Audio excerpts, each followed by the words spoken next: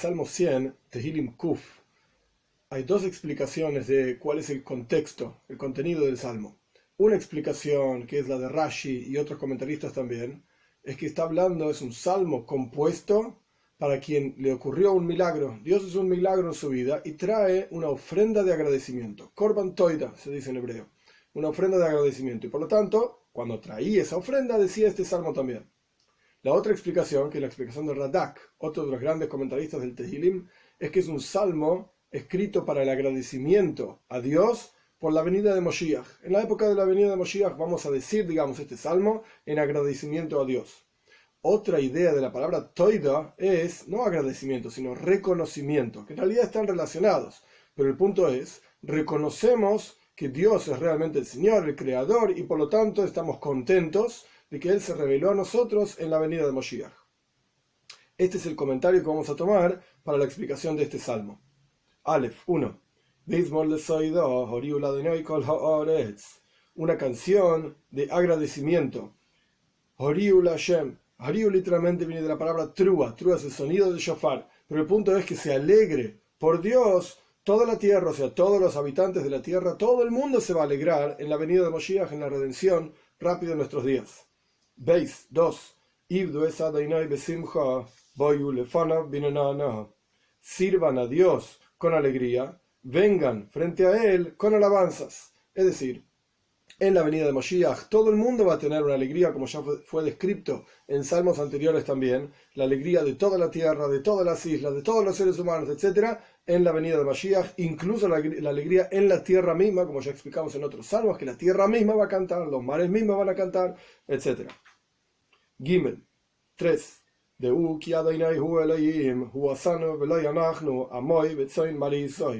Sepan que Dios es el Señor, Él nos hizo y suyos somos nosotros. Vamos a ver en un minuto que la palabra loy está escrita de una manera y se escribe y se lee de otra manera, y hay dos significados juntos en la misma palabra: su pueblo y el rebaño de su pastura. ¿Qué significa loy? Hay dos formas de escribirlo. Lamed Aleph significa no. Lamed Vav significa suyo. Loy, suyo. Suena de la misma manera, solamente que son dos palabras totalmente diferentes. O uno es una negación y el otro, uno es una negación y el otro es un posesivo, suyo somos. Entonces, vamos a leer el versículo de las dos maneras. ¿Cuál es la alegría que va a ocurrir en la época de Mashiach? Vamos a saber que Avaye, Dios, Yud-Kei Vav-Kei, el tetragramaton, Él es el Señor. Él es el que manda, por así decir. Hu Asanu. Él nos hizo, Él nos engrandeció como pueblo y nos llevó a la redención. Veloy Anachnu. Y suyos, Lamed Vav, dos letras en hebreo, suyos somos nosotros. Es decir, le pertenecemos a Él. Y a la vez, Loy Anachnu. Nosotros no somos aquellos que hicimos esa grandeza y esa elevación. No nos corresponde a nosotros. No es nuestra, no surge de nuestra propia capacidad, sino de Dios mismo. Somos su pueblo y somos el rebaño de su pastura. Estas son las dos ideas del Loy. Nosotros no nos hicimos a nosotros mismos, por así decir. Nosotros no nos engrandecimos a nosotros mismos. Y todo lo contrario, Loy Anachnu. Pertenecemos a Él. Dale, 4.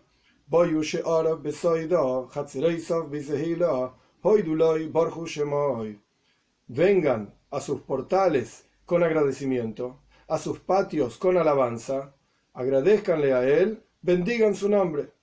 Hey, 5.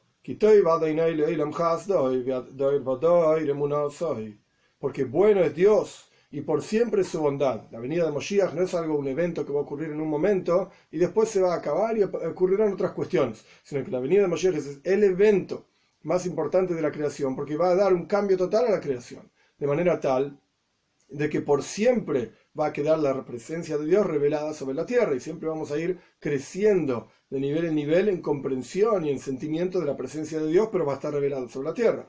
Por eso dice, continuando el versículo, para generación tras generación, es decir, eternamente, emunasa y su fidelidad, que Él dijo que nos iba a redimir, y efectivamente, ese es el contexto del Salmo, nos redimió, trajo la venida de Moshiach y reveló su presencia sobre la tierra. Hay muchas explicaciones hasídicas sobre este salmo, a pesar de que es cortito. Por lo menos una idea que surge de un discurso hasídico del Alter Rebbe, que fundó el movimiento Chabad. Y la idea es así: Soida, como dije anteriormente, toida, puede querer decir agradecimiento o puede querer decir reconocimiento. Hay una discusión, entre comillas, filosóficamente hablando, entre Dios y nosotros, sobre cómo es la creación. Nosotros decimos que la creación es yesh me'ain. Nosotros somos yesh, nosotros somos algo. Y Dios es ain, no lo entendemos, es nada, no lo conocemos. Pero Dios, desde su perspectiva, es justamente al revés. Es ain me yesh. Él es yesh, Él es la verdadera creación. Y nosotros somos ain, nosotros somos nada. Entonces, el cántico es un mismo lesoida. Es un cántico de reconocimiento. Nosotros reconocemos que en realidad Él es el verdadero yesh, Él es la verdadera existencia, y nosotros frente a Él somos como ain, somos como inexistentes, insignificantes, muy pequeños, etc.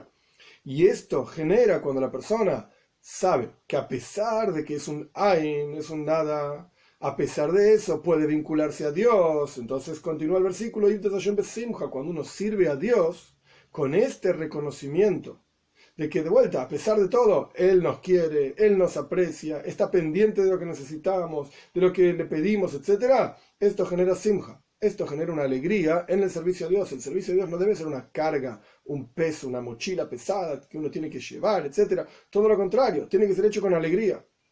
Una de las fuentes de alegría es esta idea misma, de saber que cuando uno está cumpliendo un precepto de Dios, uno está, por así decir, abrazando a Dios. Cuando uno estudia Torah, uno está ingresando a Dios en su propio interior, porque los conceptos están adentro suyo, por así decir.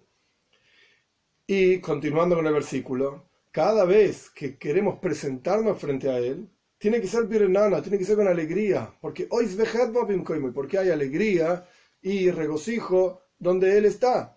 No existe vincularse a Dios estando triste, todo lo contrario. Ahora bien, ¿cómo uno puede reconocer, justamente como dice el versículo, mismo lesoida, una canción para reconocer y entender, y esto generar alegría? Ahí viene el versículo 3, Deuki Avaye u Elekim. Tenemos que saber que el tetragramaton, que representa Haya, Hoy, Bebeir, fue, es y será, es decir, representa la infinitud divina. Esto mismo es Elohim. Elohim representa todo lo contrario, las limitaciones. Como sabemos que la palabra Elohim suma, igual que la palabra Hateva, que significa la naturaleza, que el concepto de la naturaleza es el ocultamiento de Dios. Donde nosotros abrimos los ojos y vemos el sol salir, y la luna, y las estrellas, etc., el mundo en general, y no vemos con nuestros ojos de carne y hueso la presencia de Dios hasta la venida de Moshiach pronto en nuestros días. Pero podríamos pensar que son dos cosas independientes. Dios libre y guarde son dos dioses. De ninguna manera. Havaye u Elohim. ¿Cómo podemos darnos cuenta de que esta infinitud divina a su vez es la finitud misma? El ejemplo que se deja así es como un maestro enseñando a un alumno. Cuando el maestro enseña al alumno, el maestro tiene que conocer y entender la capacidad del alumno. Y supongamos, es parte del ejemplo, que la capacidad del maestro es infinitamente superior a la del alumno. Entonces, si el maestro va a enseñarle al alumno tal y cual él entiende los conceptos, el alumno no va a entender, se va a confundir. Entonces, el maestro se ve forzado, por así decir, a hacer lo que en Kabbalah, en mística judía, se llama un tzimtzum, una contracción. Él contrae los conceptos, los reduce a asuntos simples y sencillos que el alumno puede entender. Pero la idea no es que le enseña otra cosa diferente de lo que quiere enseñar, porque el alumno no lo puede entender, sino todo lo contrario. El maestro enseña el asunto y es 100% real y verdadero lo que le está diciendo al respecto del asunto que le quiere enseñar, pero es una versión comprimida, contraída del concepto, pero de manera tal que el alumno escucha las ideas, es capaz de absorberlas y cuando profundice sobre esas mismas ideas, va a poder ver la verdadera profundidad de esa idea tal y cual es en la mente del maestro.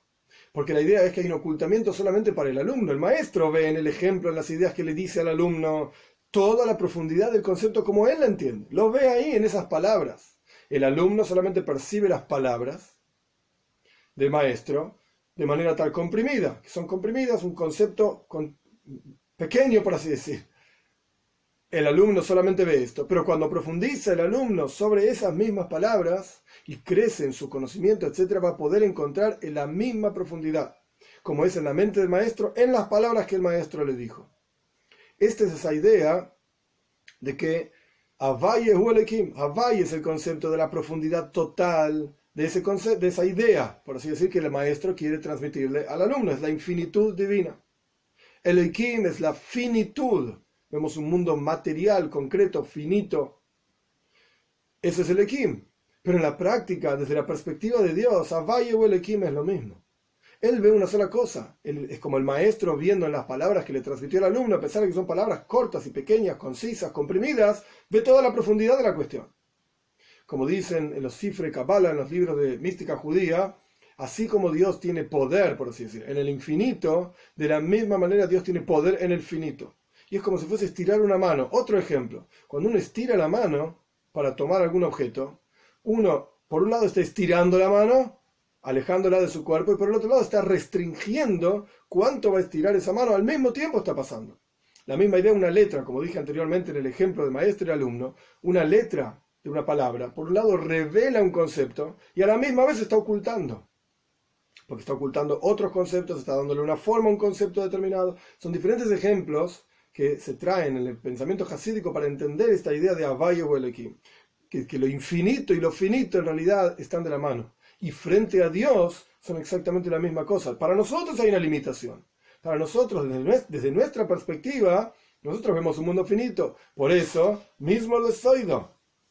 Debemos reconocer que en la práctica el que tiene razón es Dios. Y profundizar en estos conceptos de Havaye, Elohim, los diferentes ejemplos, para poder realmente servir a Dios con alegría. Porque cuando reconocemos que incluso en lo finito, incluso en las dificultades de la vida, ahí está Havaye, ahí está la infinitud divina, solamente que nosotros vemos nuestra perspectiva limitada de las cuestiones. Cuando reconocemos que estamos vinculados al infinito mismo, esto genera en el corazón, en el interior de cada uno, una enorme alegría de que a pesar de que somos, etcétera, etcétera, tenemos la posibilidad de vincularnos con el creador de todas las cosas, con el Ein Sof, con el infinito mismo. Que podamos ver esto con nuestros propios ojos de carne y hueso, con la venida de Moshiach rápido en nuestros días.